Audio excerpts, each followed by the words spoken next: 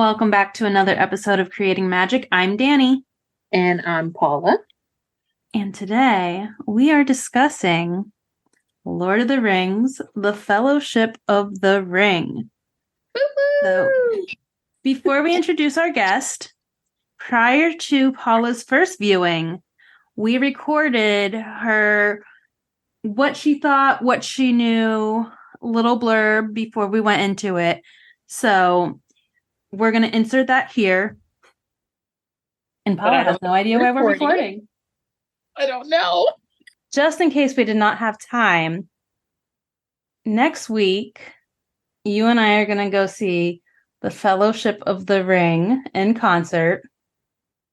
And I just wanted to get your opinion, because you have never seen Lord of the Rings. I have never seen Lord of the Rings. You have cosplayed as a Hobbit more than once. Yes, you did more the picnic. I was like, wait, more than once? Yes, more than once. So I want to get your thoughts on what you're expecting to go into it and kind of what you know about Lord of the Rings before we go in. Because then afterwards, we are going to have Nicolette on, because she's also going to be at the concert, to discuss Fellowship of the Ring in concert and your first time experience. So what I know about Lord of the Rings is Elijah Wood, Sean Astin, Second Breakfast, Hobbits. That's everything I know. I know nothing. I have never, everything that I know from a meme. Or Big Bang. Like the kids once, Jude said, we were talking and my nephew said, John Cena. And Jude was like, oh, I know John Cena. And I was like, you know John Cena? He's like, yeah, he's a meme. That's kind of the same thing. That's what I know about Lord of the Rings. I know because of the Second Breakfast memes. That's Big Bang Theory. Big Bang Theory. Yeah, everything that I've gotten is it's not from the movie or from the book. It's from something else. Well, you also sat through the panel of Elijah Wood and Sean Astin. It was during their writer's strike. So everything was out of context. So they were they referred to the filming as their very long vacation because they couldn't say anything about the film. That is the most information I've gotten about the film, and it was indirect, but I'm telling you right now that I will never experience another interview like that one. I will never, it was the best thing I experienced the entire so good. And I knew nothing about it. And I think because the interviewer of that one was Chris Rankin, so he would be like, while I was at school and you were on vacation, and I think that made it even better because no one on stage could actually say anything because of SAG-AFTRA's strike. Because of the strikes. It was the best thing I've ever seen. I don't think I'll ever see anything like that ever again. It cannot be repeated. No, but you will finally get some content. Yes, and I'm very excited. I'm still do I watch it before? I don't think without the concert? Because I'm a big fan of movies and concerts. So that's why I think this would be the perfect way for you to watch it, because if it ends up being not your thing, you're gonna watch it and then be like, oh, now I have to go to this concert of this movie I did not enjoy. Right. So I would rather you go into it for the first time, because then you could be like, the music was great, didn't enjoy the movie, but I understand why people like it. Am I gonna cry? I don't think not in the first movie. Not in the first movie. No, I think you're okay. It's the real test. I mean, it is me. Yeah, but that is the real test. The music is beautiful. Okay. It has gorgeous music. Maddie actually likes Lord of the Rings music over Harry Potter music. Oh, that is very interesting. Mm-hmm. Yeah, but I don't know anything about Lord of the Rings. Like nothing. I'm excited that it's in concert. I do have like a little bit of concern. Like, what about if I miss something? Because how I love watching violin players. But I miss something because I'm paying attention to that. Because I've never seen anything in concert that I've never seen before. Oh, yeah, true. So it'll be interesting to. I'm excited.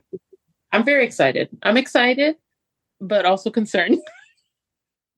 So the next time we will be here, you will be hearing from us is after we have seen the Fellowship of the Ring live in concert at the Dr. Phillips Center.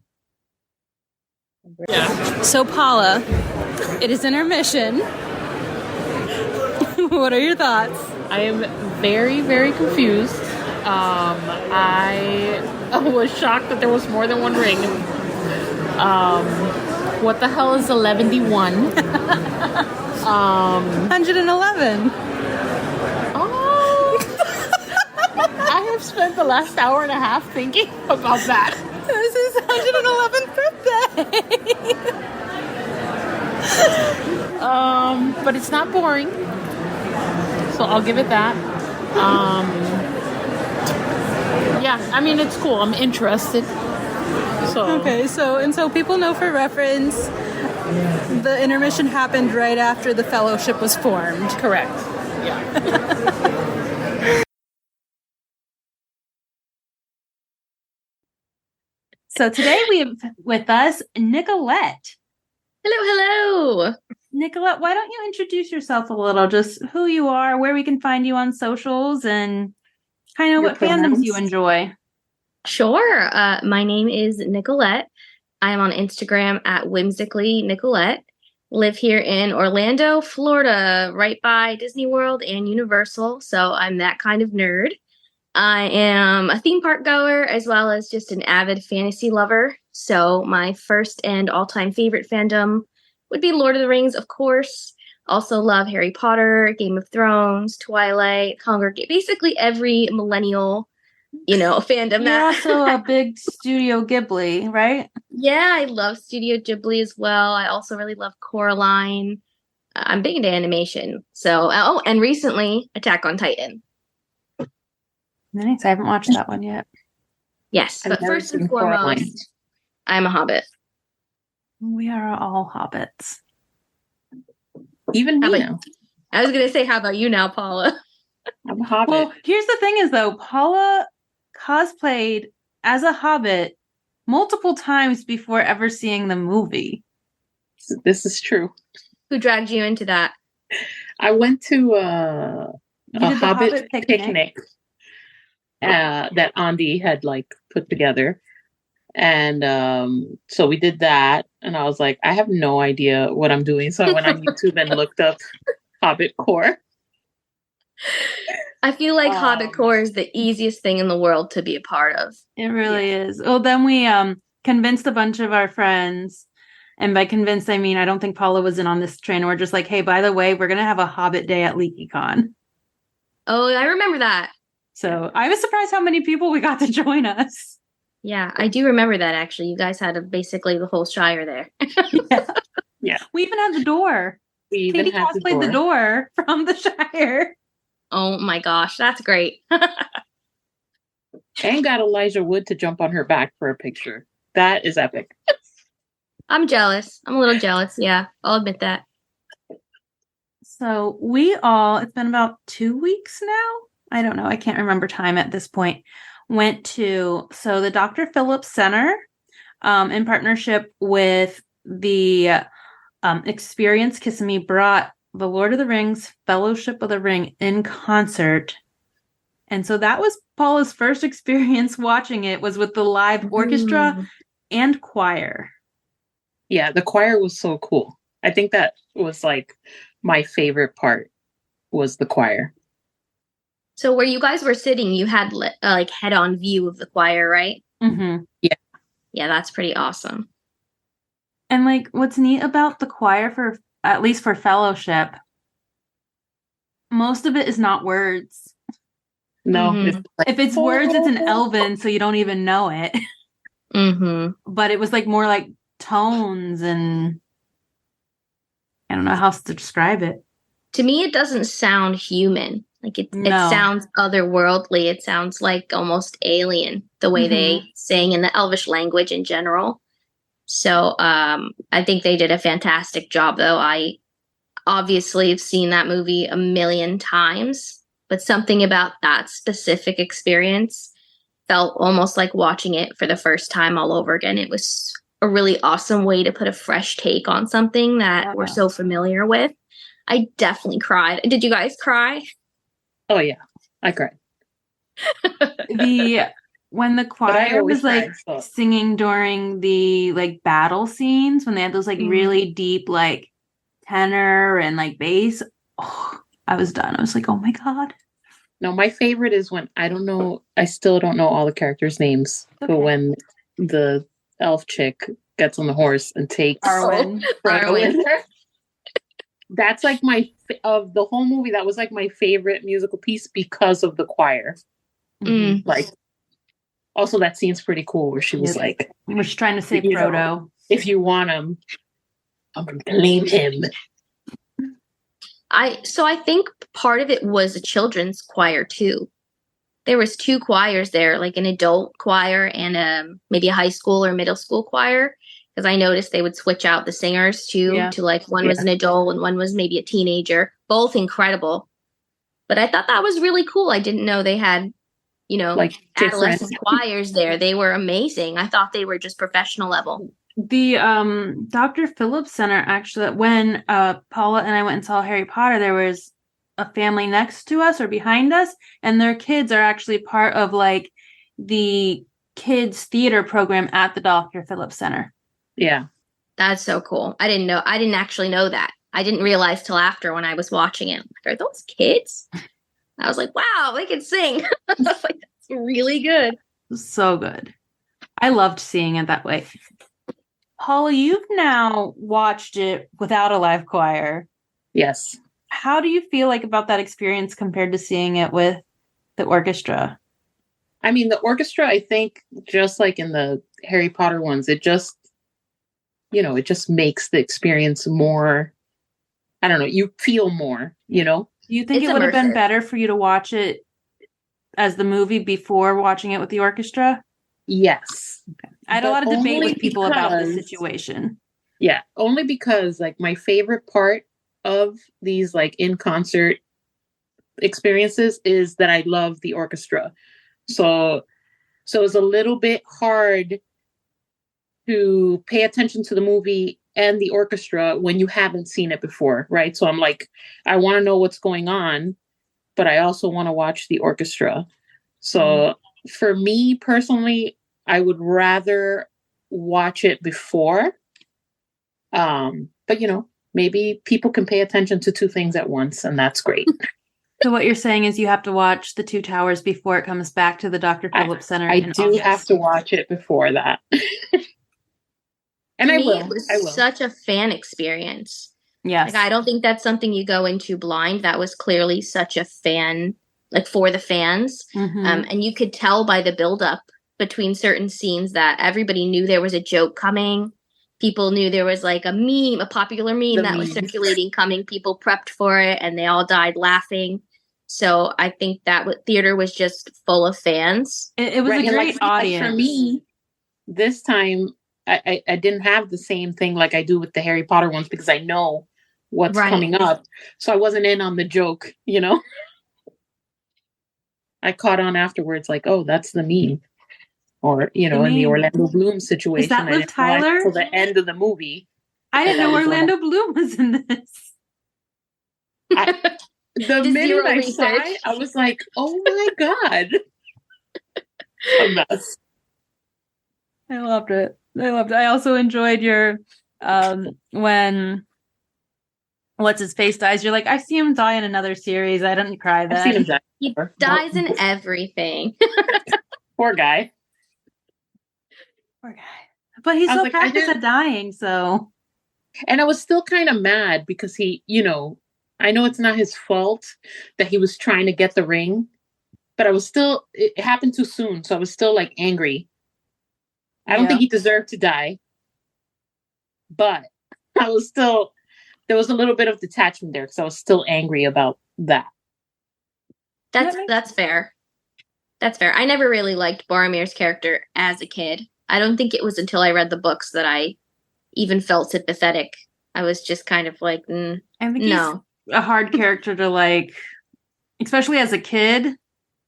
Right. Yeah. You don't fully understand the scope of the power of the ring. So you immediately are like, oh, he's kind of set up from the beginning as like a bad guy who's a part of the Fellowship. So you're just like, exactly. You just automatically be like, well, I'm not supposed to like him. Well, that's what I love about that series too, is they immediately introduce you to how flawed men are from the get-go. Because you have all these different species of people in Middle Earth, and then you have men, and the whole idea of the franchise is men. Are they worth saving? Is it worth fighting for? Because at the end of the day, these evil forces will always try to bounce back. Yeah. And so to introduce Boromir immediately and show you that his first thought is give it to Gondor. The greed from the get-go really drives that into your mind. Because you don't, that's your first impact of him. Like, you don't know anything else about him, but you're like, this dude already wants the ring for himself. Right. He already don't even have a fellowship yet, and he wants the ring. Exactly. And then he disses Aragorn, like, we don't have a king. So. No, I know. And you know how we all feel about our favorite.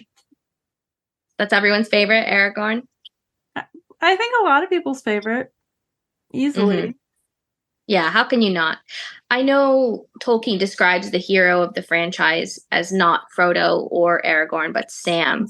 So that's the fan favorite, but I think everybody loves Aragorn, rightfully so. Mm-hmm. Well, he's also very nice to look at. Did you know originally they had a completely different actor cast? It was Stuart Townsend. And then as they were prepping, they realized they felt he'd look too young.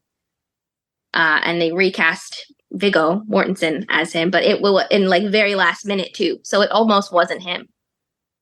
So while we are speaking about our heroes, one of the questions we had submitted was and Nicolette, I want you to answer these questions too, even though you are very well in with the series.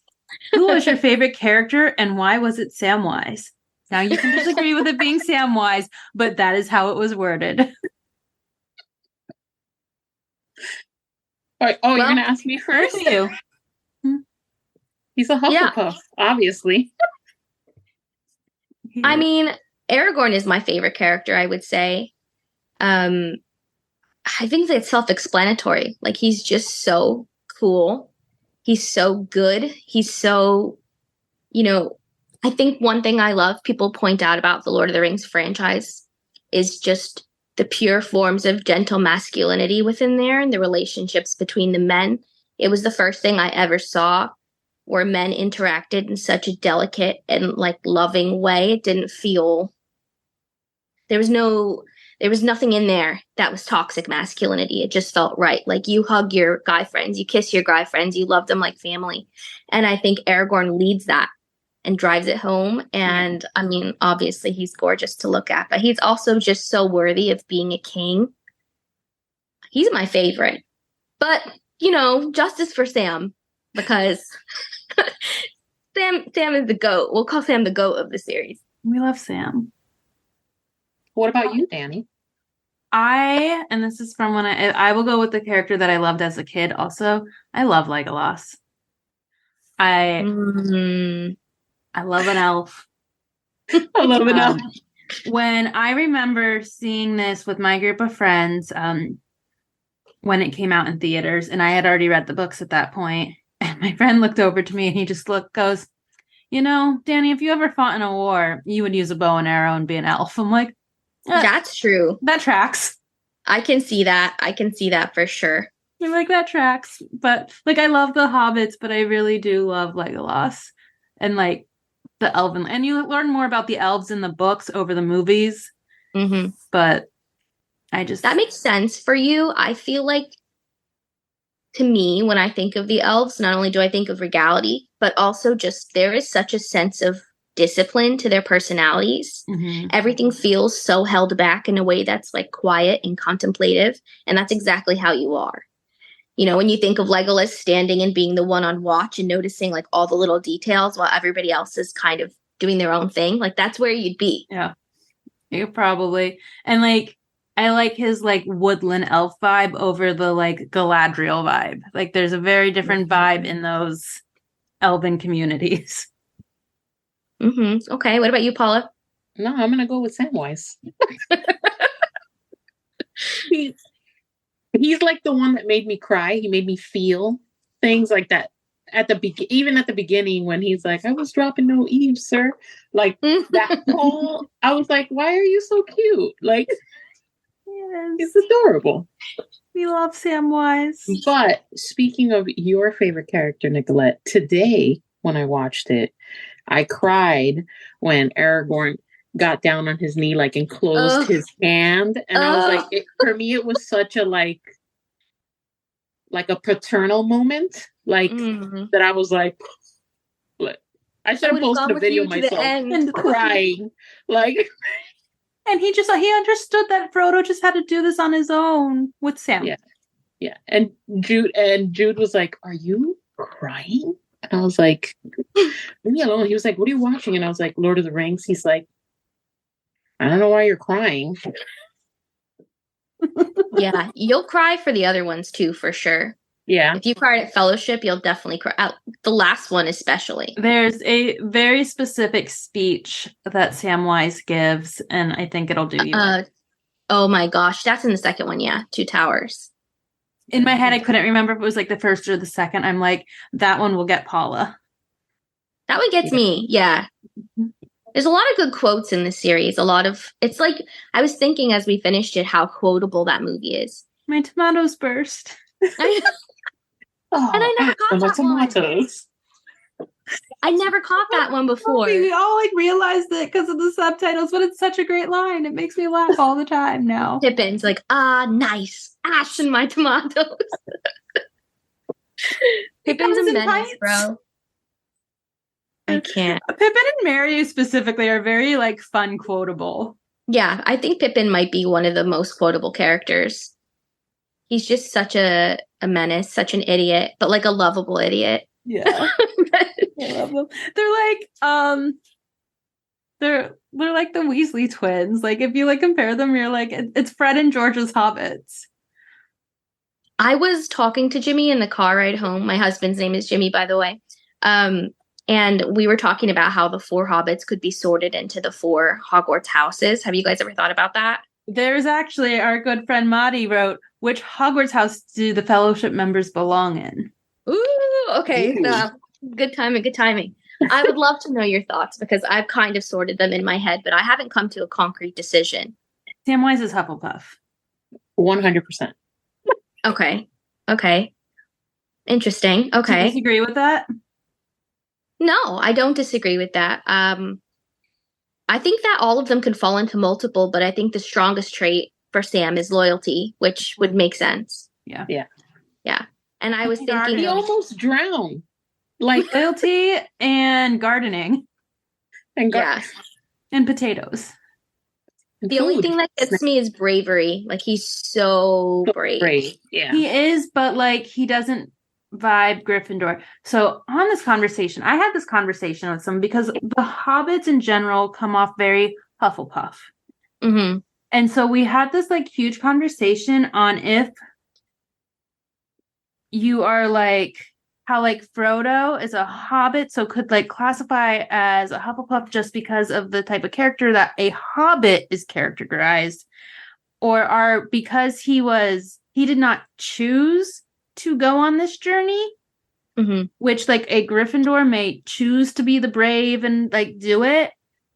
So like, is he a Gryffindor because he goes on this journey and this adventure, but he's really not craving adventure at the same time? So it's like this weird, like... I would say Gryffindor only because of chivalry. Mm-hmm. Like when you're thinking back to that council scene in Rivendell where they're all figuring out who's going to be the one to take the ring, I think Frodo understands that it has to be him. It has to be. It's such a big sacrifice, and no one else is capable. And so he steps up and takes that. He's brave enough. Yeah. And just makes that decision for himself, even though he knows it probably might not end well. And then when you think to the end of the film, that decision to go alone, because he knows that there's so many people in the Fellowship that the ring can influence and possibly sidetrack their journey as well. Like, it's so brave, and he puts that above everything else. Yeah. Which is like honorable to me, it definitely gives me, even though he doesn't have a very leadership vibe, that to me stands out as a choice a leader would be. But it's also like a quiet leadership. Like, in a way, his leadership style is just not what the norm of leadership would be, but him choosing to go on his own to essentially protect the Fellowship is a form of leadership. So I do see that parallel there.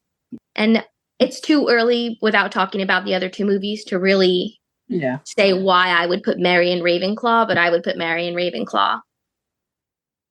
Yeah, we'll come back after our. We'll come back to that.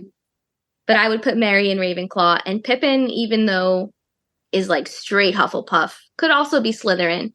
I think he stole. I mean, they steal Farmer Maggot's crops. You see that? Yeah. And there's like a curiosity there where you're like, calm down. Yeah. Take a step. I could see it. I could also see like the species kind of being sorted as houses as a generalization too. The what? Like the elves, the dwarves, the hobbits. That's a new word for me. I didn't know the right term to say there. It's race. Well, we have another question that's use species, and in my head I kept trying to figure out what word to use. If you were in Lord of the Rings, which race would you be? Oh, I'd be a hobbit. Hobbit. But not the kind that goes on an adventure. You're the one judging everyone going on an adventure? Yes. I'll be at home. I think I'd be a hobbit. I'd want to be an elf, but being realistic, I just don't think I have what it takes. I'll be honest. I feel like they seem so like regal and like put together and like. See, that part I don't have. Right, like I put together. There's an ancient wisdom that I just don't have a drop of, you know? So. I'd want to be an elf. I'd kind of be a hobbit. I'd 100% be a hobbit. I have zero doubt. No, for sure. After actually visiting the real life Shire, I could live there forever. Even doing the Airbnb version of the Shire, I could live there. I'm already like, when we going to have a Hobbit weekend, y'all? Yes. There's a direct flight out of Florida. Let's go. Yeah, I'm down because sounds good to me. Drinking all day, eating all day, no shoes, parties, fireworks. I'm very much pro Hobbits love charcuterie boards. Very versatile. Because to go on that entire trek with no shoes, Hobbits have tough feet. Is like pata sucia. Like, oh my god, these people are just like walking everywhere with no shoes on. They're almost like hooves. They talk about in the books, like they have very tough feet. Yeah, because they're always barefoot.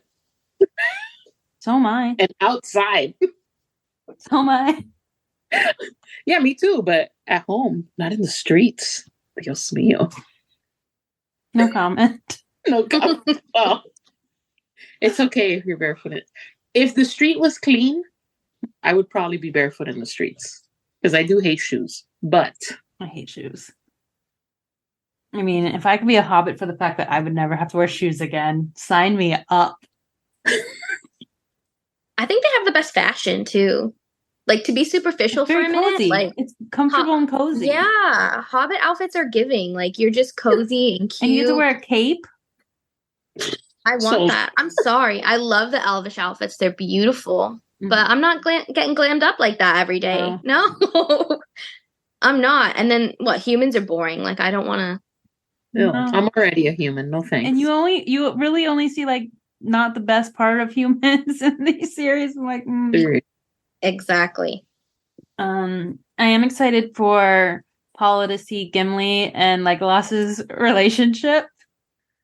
Oh, it's so good. enjoyable. They're like just friendly, competitive, and it's the best.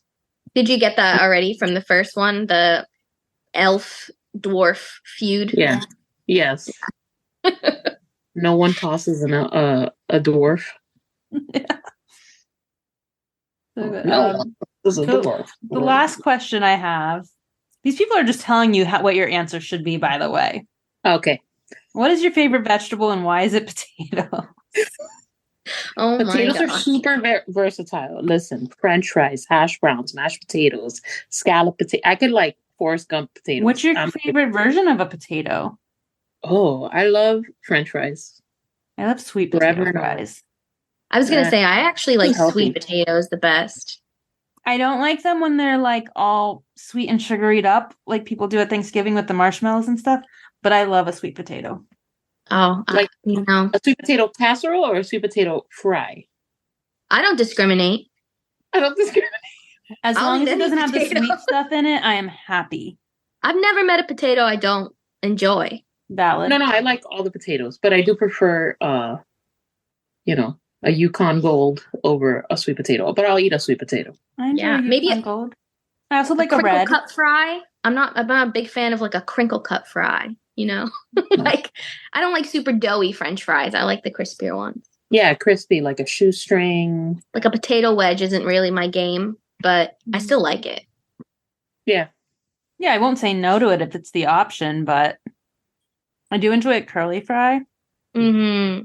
Love a hash brown. Seasoned curly fry. Tater tots. We could have a podcast about potatoes. We literally could have a whole episode about potatoes. I think you guys need to change it now. I'm just going to call it potato. The title needs to be potatoes. Potatoes. Boil them, mash them, put them in a I can't wait for you to see the second movie, Paula. Wow. We'd have to plan to watch it. It took me all day to finish that today. They're long. I know. Well, I didn't watch the extended version. I watched, the regular. When I saw some friends after that weekend at Universal, they were surprised I didn't dress up or anything, really. I just had a Lord of the Rings themed dress, a little shawl, and some jewelry. They asked me why I didn't dress up, and I said, you guys know how long these movies are? I said, you're body to body with a stranger. I was so freaking hot. It was so hot. I have a Hobbit dress, and I'm like, I'm not wearing a corset sitting in a theater watching that movie.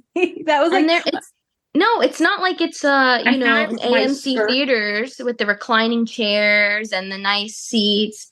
Like that's a old school style theater with them rickety things. Mm-hmm. I was like, I need to breathe for 3 hours. I had my skirt up, with my legs exposed because I was sweating. Yeah, I mean, it was a gorgeous theater, so beautiful, Mm-hmm. but I'm glad I didn't dress up super fancy.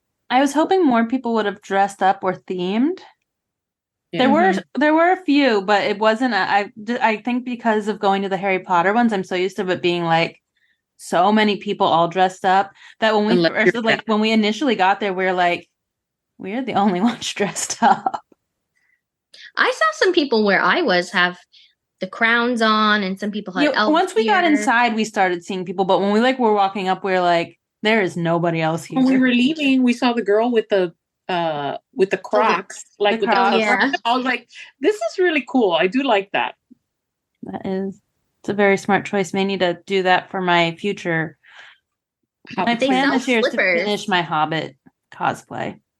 They sell actual house slippers that look like Hobbit feet. Hobbit feet, yeah. Yeah, I've seen them, but they're kind of bulky, and I feel like I would end up tripping myself, or my feet would get really hot in them because they're those thick slippers. That transforming a Croc sounds a little more comfortable. I would think to do like a regular sandal. Yeah, I wore Birkenstocks. Hannah made hers, and they were like the slippers, but she like put her flats inside of them. Yeah, she glued some flats inside, which is pretty smart because, and they held up because she walked around in them. Yeah, she did all LeakyCon, and that wasn't her first time cosplaying like that. She has a regular Hobbit cosplay. Yeah, like a pair of ballet flats glued inside like the rubbery foot thing, and she walked around with it all day. Oh, she even glued some hair to the toes that matched the wig. The wig. That's what I've seen people do. Take like a sandal with a strap across and then just glue like, fake hair there, and it looks kind of somewhat accurate. I need to finish this Hobbit cosplay. Oh man, who knows when the next time? Well, I guess we have till August because that's when the second one is going to be at the Dr. Phillips Center again. Yeah, and like if people want to go see it, like the address is lotrinconcert.com. It's not as prevalent as some of the other movie concerts, but they are starting. And Radio City Music Hall does them. That would be amazing to see for one. I saw that one. That one actually, I think, just passed. No, or is this month? I've seen the ads this past week, so I think it's like coming up within a week or two. Yeah, because when I went, somebody messaged me and was like, "This looks so cool. I'm going to Radio City Music Hall to see it there." That's so cool. And I was like, "That's epic. That's really cool. That's like a bucket list." Yeah, that would be amazing. Sure. My bucket list is to get to New Zealand. Ah, yes. Ah, yes. Okay. On my bucket list would be to go back. That would be it. Would you go back? Like you would plan to like go back and do the same things you did, or you would go back to do different stuff? I would do almost a similar itinerary because, well, first of all, they opened a Hobbit hole inside of Hobbiton that you actually can go inside. Like it's fully decorated. It was not open? You couldn't go inside of a Hobbit hole. So you saw all the exteriors. And there was one where they let you inside the very openings. You could take a picture. But there wasn't any set dressing in there. Okay. Like it was just a bare one. So this one they've actually built like tables and chairs. And it's all decorated in the inside. So that would be cool to see. You have to go back. That's it. I know. I've got to go back. I feel like even though, and I went twice when I went, I did the regular experience with like a catered lunch. And then I did the experience with an evening banquet inside the Green Dragon, which was life-changing. So yeah, but I don't feel like the itch will ever be fully scratched to stop exploring that. And I never went to the South Island of New Zealand to do everything there. So I'd like to go back. I want to go for a first time. And then while I'm there, I will then hop over to Australia and go back to Australia. That's a good plan. Yeah. Already right there. Australia's my bucket list. So I have a connection. But I want to go when it's that crab season. That little crabs are crawling. You would. I'm so scared. They have so many crazy bugs there, no? They do. Yeah. And not just bugs. Anything in Australia wants to eat you. Yeah. Like, except maybe a koala bear. Everything else. Wow, like, way to sell it, Dani. I have a good friend who lives in Australia, and he would be like, "Come visit me," and then send me like a photo of something that could kill me. And I was just like, I thought you wanted me to come visit you, but now you're sending me pictures of spiders bigger than your head. Like, no, I'm good. Yeah, like those huntsman spiders. The manhunter spiders, yeah.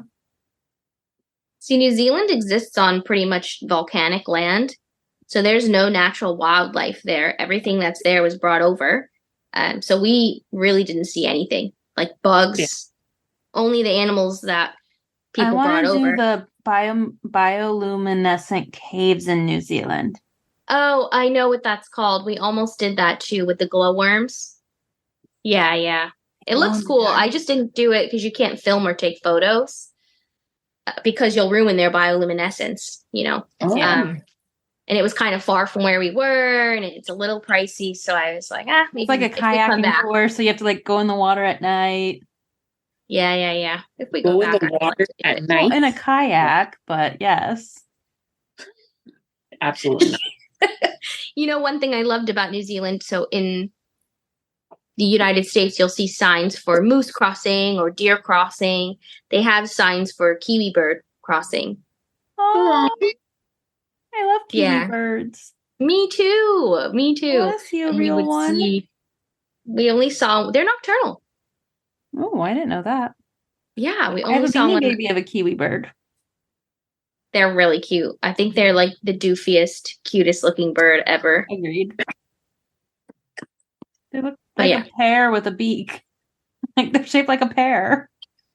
Yeah, they're like perfectly round with little penguin kind heads, but they have long beaks. Like really long curved beaks. They're so strange. Look up a kiwi bird if you're ever bored. They're actually one of the weirdest animals. We went to a museum in New Zealand and watched a whole exhibit about them, and they are so strange, but they're so cute. I love them. I also want to go to the island in Australia to see all the quokkas. Quokkas. Quokkas. I want to see a capybara. Oh, I love Have quokkas. you ever heard that audio? That's like Yeah. capybara. Why does Australia and New Zealand have the best names for animals? I don't know. We also have the platypus. Yeah. Harry the platypus. We're so off topic from Lord of the Rings. Yeah. Anyway, can we talk about Right. the riddle to get into that Speak mind friend. place? I would have never figured that out. I was watching that scene again today, and I was thinking, poor Gandalf. He's sitting there, like, just trying. You could just tell he's like over it. It doesn't. He seems so stressed, right? Yeah. He's like, you could, and then just like the subtitles, you can hear they show like the little mumbles, like you hear him in the background, like, oh, speak French, like he's like still trying to figure it out, and even though it doesn't say how much time has passed, you feel like hours have they're all like passed. laying on the ground bored. The time has passed. Until that it's like, creature comes out the water. In Elvish. Yeah. Hello. Well, and like it is like from the books and even the Hobbit movies, Bilbo is a big fan of riddles, so it makes sense for Frodo to have figured it out. Exactly. But you kind of miss that in the movies. But like it's how like Bilbo ends up with the ring because of riddles with Gollum. So just one of those things that like you find out that like Bilbo just loved riddles. I know. I love that scene in The Hobbit. Maybe you'll get to the Hobbit movies after you finish these ones, Paula. So is that like prequels or? It's Bilbo's Yes. journey to how he comes to have the ring. It's funny if you watch The Hobbit and then go back and watch Fellowship, you'll pick up so much of the dialogue where he's talking about his journey in The Hobbit. Mm-hmm. When he's telling that story at the campfire to all the little kids. Yeah. That's directly from The Hobbit. It is, and then in the scene, you're at the scene where the trolls are stone. Yeah. They never mention it, but you're literally at the scene of the story he was telling about the trolls turning into stone. Interesting. We're bringing you along, they Paula. made these movies after? The Hobbit was made after. Okay. But the books were already out. Yeah. Yeah, the books are ages old. Yeah, so it's really good foreshadowing in a way. Yeah. So should I watch it first? No. No, I'll be honest with you. Like, I like the Hobbit movies. I'll watch them, but the Lord of the Rings films are just eons better. Let me get on my little soapbox here. The problem with the Hobbit movies is that, so they made them after the Lord of the Rings movies, but they wanted to make the Hobbit like Lord of the Rings. The problem there is the book, The Hobbit, is not an epic adventure like Lord of the Rings. The book, The Hobbit, is like a children's fairy tale. So the movies that were created also add stories from like appendixes and other stories, but it takes away the heart of what the Hobbit story actually was because they're trying to make it this big epic adventure in 3 parts. and that's not what the original story was meant to be. Yeah, The Hobbit's only one book. It's not broken into 3 movies. 3 movies. Mm-hmm. Yeah, they were basically just trying to duplicate the success of the first franchise, and I don't blame them because the first franchise was so successful. It just wasn't what I don't think the outcome that they wanted. No, and like I can understand when someone takes a book and turns it into a movie and they still capture the heart of the book. Mm-hmm. They didn't do that with The Hobbit. Like the heart of the book was not in the movies. Of what? Do you think that most people that have seen the movies have already read the books? No, because not the Lord of the Rings books are very world building, and unless you're really a reader, they are difficult to read. I would say maybe like 40% of people who've seen the movie have read the books. Probably. But those people who have read the books are like diehard Tolkien fans, like know way more than I know, way more than like they, teach college courses in some countries on. And I feel like there may be more now that Andy Serkis, who does the voice of Gollum, has now done the audiobooks of The Lord of the Rings. And I think some people like that has drawn people into listening to them. That's how I have done it. So I read the series when I was like 16, maybe. And then I read them again during the pandemic. So I've only read them twice. And then I did audiobook. They are very dense and full of songs. So you don't get that. Yeah. The Hobbits love to sing. They love like little ditties. There's always like a moment where someone's singing, or when you're telling you a story of something that's happened in another, age. Like 2 pages of song lyrics. It's a lot of singing. What? Yeah, it's a lot. And so to be a reader and read through that, you're like, what in the heck? If you're brand new to it. Oh, here goes. Are you whipping out a book, Dani? I have the whole set right here. Yeah. I'm prepared. Are they big books? What? Are they big books? Like are they long? Ish. Okay. They're not like ACOTAR long, but they're dense. So it might take you just as long because of the type of writing style it is. 100%. So like the Hobbit, maybe I'll listen to them. I don't think I have. 300 pages for the Hobbit in this edition. So let's find Mr. Tom Bombadil's section. I was going to say, go to Tom Bombadil's and you'll be good. This is all song. I recommend the audiobook. Can you sing us a song? You don't want that. Come on. If I had the book, I would have sang the song. I'm just saying. Well, it's okay. I can send you pictures of the book at some point in the future. And you can sing us a song. This is my beautiful adult set of my Lord of the Rings series. I got it for my birthday last year to replace my books. Well, wasn't your wedding Lord of the Rings themed? Yes. I mean, it was fantasy themed, but Lord of the Rings was like the main theme. Yeah. I walked down the aisle to Evenstar, and all my bridal party walked down to Concerning Hobbits. I told Paula, I was like, I used to be if I ever got married, I was going to walk into Concerning Hobbits. Mm-hmm. So everybody walked into Concerning Hobbits, and then when it got to me, it turned into Evenstar. And then I have a giant sign that was our like welcome sign that says no admittance except on wedding business. Oh. And so we still have that hung in that house. We had a lot of Lord of the Rings touches. We had, I don't even remember, but yeah, we had a Lord of the Rings themed like engagement photo shoot, like all of our engagement photos. I remember when you tried on your little like headpiece thing and you cried in stories. I remember that like so vividly. You would remember that part. This is so cute. Like, because Paula also probably cried when she saw it. It like instantly like, like when you don't like fake something, right? You can see the change. I might cry talking about this, like the change in the person's face. Today, when I was watching the movie, I put in my stories that every time Elijah Wood like smiles, it gave me like that feeling, like that almost cry feeling. And I like, like you're smiling with him, but I was like, oh my God, I'm about to cry. Like just looking at him, like his eyes and I was like, I get it now. I get it.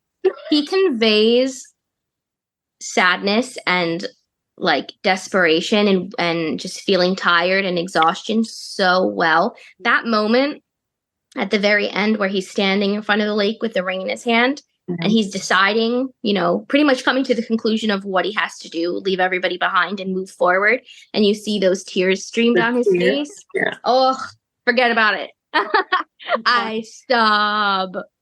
I'm like, no, please. It makes me, it's just the way his face looks like. It's so beautiful. He's so beautiful in that moment, but it's so sad and heartbreaking at the same time. Like he does such a good job at making the audience feel his emotions. Yeah. Listen, I'll defend Frodo with my life. I'll defend Elijah Wood with my life. Yeah, let's put that true. Elijah Wood, if you're listening to this, your hand in marriage, sir.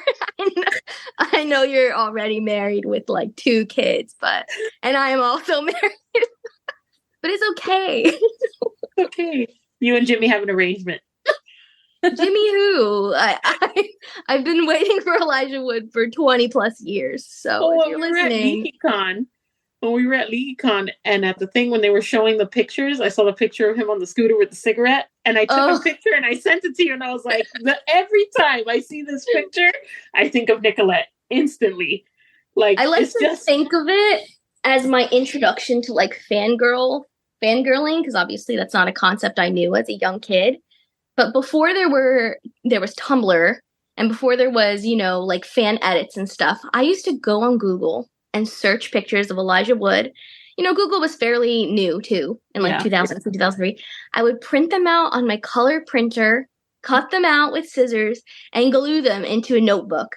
So I had just a notebook filled with pictures. It's giving stalker. It's giving Hey Arnold Shrine. Like, it was, you know what? He's lucky that we don't cross paths for his safety. You just got put on like every convention's watch list. Like, I know. You're like, get that woman. Keep an eye out for this girl. No, I'm just kidding. I would be respectful. I have met him and I was so respectful. So, Paula, what and if are you looking forward to seeing movie 2? I am. I want to know what happens, obviously. And like I said, I wouldn't say I loved it. Maybe I don't know. No, I don't want to say I love it yet. I like that you added the yet. Just because it does, I like feeling things. So it made me feel things, you know, like emotion. And I like that. I like to watch a movie that makes me cry. I'll watch Beaches if I feel like crying. I just like crying. Mayim Bialik. Yeah. Bette Midler. The second movie's so epic. I think you're going to love it. Yeah. Yeah, it's so epic. Like the whole franchise obviously is amazing. It blends as one story. But if we're going to pick favorites out of the movies, the second and third movie were always my favorite. Fellowship was the one I watched the least. Because to me, even though a lot happened and it's the entryway, so you actually get like a half happy movie, like half of the movie is at least nice and happy, teary. Are you saying the second movie is not happy? Not necessarily, it's the middle of the series. It's not like it's depressing, but it's action. Yeah. You know, there's no moments of calm really from here on out. Okay. The second one is so epic, and the third one as well. So I think you'll love them, like edge of your seat kind of stuff. I watched the battle today, like Gandalf and what's his face? The Balrog. Oh, Saruman? Yeah. And the breakdancing circle thing just had me. I was like, why is this here? It's hilarious. Like, because like when they first start fighting, I'm like, esto viejo, they're gonna like take each other out. Like they're like throwing, but then it's like this one scene and he's just like literally like doing the breakdancing spin. What is that? Yeah, it's kind of pathetic, if I'm honest, like for a wizard's battle. But I've learned to look at it as camp now almost. Yeah. All right. So why don't we get ready to finish up here? We do want to thank Dr. Phillips Center for gifting us tickets to see the Fellowship of the Ring. Mm-hmm. And then the Two Towers will be there August 9th through 11th. Also, check out the lineup for Dr. Phillips. They have a great lineup. We saw Peter Pan's coming, Sleeping Beauty, and Jagged Ballet, Little Pill. Jagged Little Pill, Mrs. Doubtfire. They have a great season lined up for them. And then one of the things we've added, Nicolette, to our podcast episodes is, what are you currently reading? Oh my gosh. I just finished Throne of Glass 2 days ago. And I am still emotionally recovering from that because it just wrecked my life. My soul is like, I feel so empty. Like I finished that book and I couldn't believe I had to go to work the next day. But the 13 I was done when the 13 thing happened. I don't even know what that means, but maybe one day. There's just something about the conclusion of an epic journey. Yeah. That kind of makes you feel like, what are you supposed to do now? And so, Paula, you'll get that when we get to the Return of the King. You'll feel that. Yeah. But yeah, so I'm in between. I'm going to start Crescent City 3 probably tomorrow. So what about you, Paula? What are you in right now? I am currently reading A Court of Mist and Fury. And I got a Kindle now, so I'm a Kindle girly. Mm-hmm. And I've been reading like short novellas like every day. What about you, Dani? I just finished a book called The Witch is Back from Sophie Morgan. Very cute. It was like witchy rom-com. Mm-hmm. I saw it on your Goodreads and I saved it because I was like, oh, this looks cute. It was very cute. I really enjoyed it. It only took a few days to read. The second one comes out in August, but it's not like a series where it's like a continuation. It's one of those series where like book one is like this main character and then book two is like her best friend and their relationship. Oh, so it's like it's just like one almost. of the yeah. I don't know how to call them because I'm like they are series, but like in my head they're not like a continuation series. It's just so you don't have to read. No, you could read them as a standalone. Okay. But so like the first book followed Emma and her relationship, like her little rom-com story. And in book one, she has a best friend named Leah. And based on like the summary for book two that isn't out yet, it's going to be Leah's rom-com situation. And then they have a third friend, so I think there's going to be a third book, but you don't have to read all of them to get the whole story. You could just read one to understand, but like the other characters will peek in throughout the other books. I love something that doesn't require intense commitment. The Throne of Glass was not like that. No. And I like it because then you're like reading another book and you're like, oh, hey, there's that character I really like. And they're just peeking in. You're like, oh, look, they're still happy. Good for them. I have a question for Nicolette. I saw you posted, and this has nothing to do with Lord of the Rings, the order that you read these books in. Yes. Is that like different than what most people are reading it? Or like, is there like rules? Like, so they are romance read, right? Like, is that what you said? It was it like the romanticized or it was the emotional read? People classify it two different ways. There's like the romantic way to read it that is supposed to give you the most emotional impact. And then there's the purist way, which is by publication order. But so here's the thing. There's a prequel novel that wasn't released first, technically, like bound. It was released as little novellas. But so people struggle with where to read the prequel. They say, should I read it first or should I read it somewhere in the middle?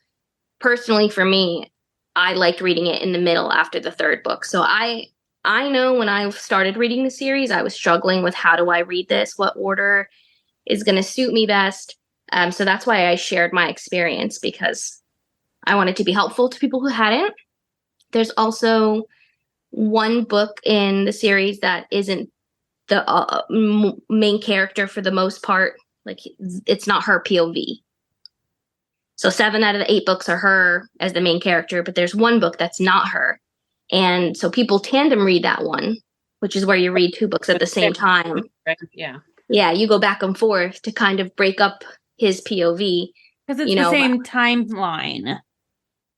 Right. It's And happening so- at the exact same time as another book. So That's you crazy. can go back and forth. But I didn't do that because I really like that main character and I just wanted his story on his own. Yeah, and then Sarah J. Maas just said that she likes reading the prequel as the third. Yeah. And that was I within, read like, a it few weeks. fourth, and I think that was perfect. Because there's a lot of characters introduced in that one that you don't see prior to that, but then you see them right like after that. Yeah. So I think it's the best spot to have everything like right in your head. We'll But give yeah, you if a you ever chart when decide you to get read to the Throne of Glass. series, Well, we'll give you a chart when you get there, Paula. Yeah. I was like, because when I read, like, I saw your thing and then I was reading everything and I was like, this seems so like complicated. I got like is. very nervous. I was like, are there rules? I mean, honestly, with the whole universe of Sarah J. Maas, now there's kind of rules, and I'm not going to say anything, but Yeah. there just are some books you should read before others, I think, Yes. personally. I agree. I have personally now finished Crescent City 3. So, all right. Well, why don't you tell us where we can find you again? I am on Instagram at Whimsically Nicolette. I also have a Letterboxd. Shout out to Letterboxd. That's just at Whimsically Nick, so NIC. And yeah, those are my two social medias that I use most. I use Goodreads as well, but I don't remember my name. I'll be honest. No, I just want you to know that I screenshot you commented on something I put there yesterday. I screenshot it because I was going to send it to you because I was like, but I wrote, I agree, Nicolette. You'll never see this because you'll never get a notification that I actually put a comment under yours because you can't reply to anybody. And it makes me mad because I really am liking Goodreads, but it's missing that The Goodreads app Connection. is hell. It's so it's hard to missing use. connection. It's even hard to just like add your friends on. Like it is a It's process complicated. I to can't share even- your profile on Goodreads. I agree. If you guys get Letterboxd, you'll find that it's so much easier to use Yeah. for movies. We've been I exploring. downloaded it after you mentioned it, but I haven't done anything with it. Yeah, It's we've been so exploring a story graph. Yeah, I've heard of that one. I don't like it. I'm. No. I can't figure it out. So here's how the do we thing. get? So we need to crowdfund to start our own. Then is what you're Yeah. saying? Yes. Okay. We can do that. I don't like it, the story graph, because it's not user friendly. At least not in the app. Maybe I haven't tried it like on a website or whatever, but in the Yeah. app, it's not user friendly. Well, it was like explained to me that like if you were reading with friends, you can make comments as you're going, but I can't figure out how that works. Anyway, Oh my goodness. we should probably end this. Yes. All right, Paula, where can we find you? You can find me at Unconceivable. You can find me on TikTok, Instagram, Threads, Twitch, everywhere. Goodreads, Huh? on our Kindle. On my Kindle. You can also find me at Creating Magic Podcast. Sometimes I'll reply to something thinking it's from my own account, but it's not. And Very that's confusing. usually me, not Dani. And then you can find me at Creating Magic Podcast and on my personal Instagram at Mandrakes and Mischief. Until next time, keep creating.